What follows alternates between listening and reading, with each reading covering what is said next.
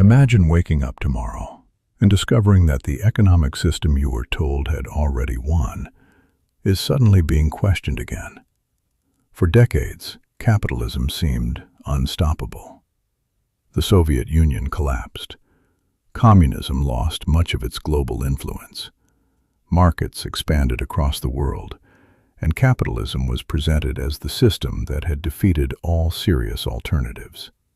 So, why is socialism back? Why are young people talking about it again? Why does the idea return whenever economies experience major crises? And perhaps the more interesting question is this: does socialism keep coming back because people forget its failures, or because capitalism keeps creating the conditions for its return? To understand that, we have to go back much further than the Soviet Union. Welcome to Blackbox, where we look inside the systems that shape money, power, and society. The first thing to understand is that socialism has never meant just one thing. It can mean workers collectively owning businesses. It can mean government control of major industries. It can mean democratic socialism, where elections remain but wealth and economic power are redistributed. It can also mean social democracy, private markets combined with strong unions, public services, and a welfare state. And at its most extreme, it has meant revolutionary communism and central planning. These systems are not the same. A public hospital isn't the Soviet Union. A labor union isn't a 5-year economic plan. Regulating a bank isn't the same as controlling every factory. But political language is rarely precise. The appeal of socialism began growing during the Industrial Revolution. From the late 18th century onward, factories, railways, and machines transformed economies. Production exploded. Cities expanded. Huge fortunes were created.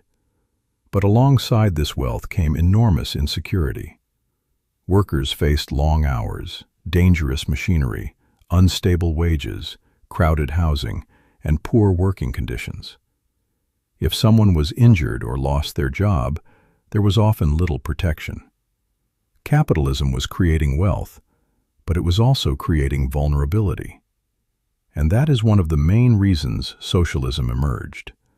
Not because capitalism produced nothing, but because it produced extraordinary wealth alongside extraordinary insecurity. Workers began organizing. Trade unions demanded better wages, shorter working hours, safer workplaces, and collective bargaining. Governments eventually faced a choice: suppress these movements, ignore them, or reform the system enough to reduce their appeal. And this is where history becomes particularly interesting. Capitalism often survived by adopting some of the ideas that had originally challenged it. In the 1880s, German Chancellor Otto von Bismarck introduced health insurance, accident insurance, and old age protection. Bismarck wasn't a socialist. He was trying to weaken socialist political movements. The welfare state was not always created because governments suddenly became compassionate. Sometimes they became afraid.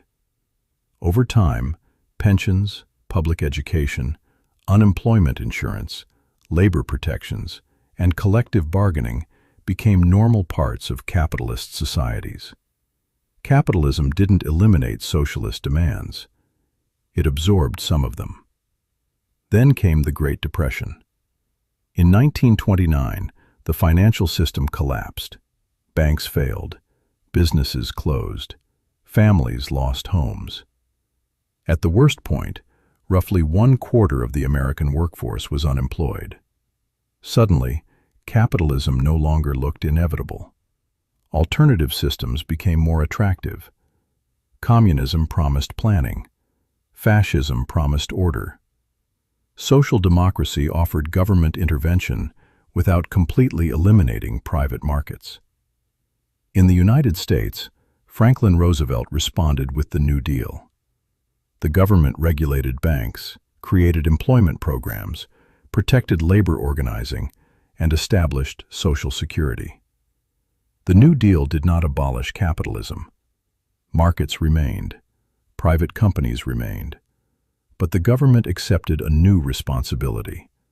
When the economic system failed badly enough, the state could no longer simply stand aside. The New Deal wasn't the end of capitalism. It was part of how capitalism survived its own crisis. After World War II, many Western countries developed mixed economies. Private companies operated alongside strong unions, public infrastructure, pensions, education, healthcare, social insurance, and financial regulation. The Cold War strengthened this compromise. Western governments weren't competing with the Soviet Union only militarily. They were also competing for legitimacy. If capitalism produced visible misery, while communism promised equality and employment, capitalism had a political problem. So governments gave workers higher wages, stronger protections, and broader social benefits. The most stable period of 20th century.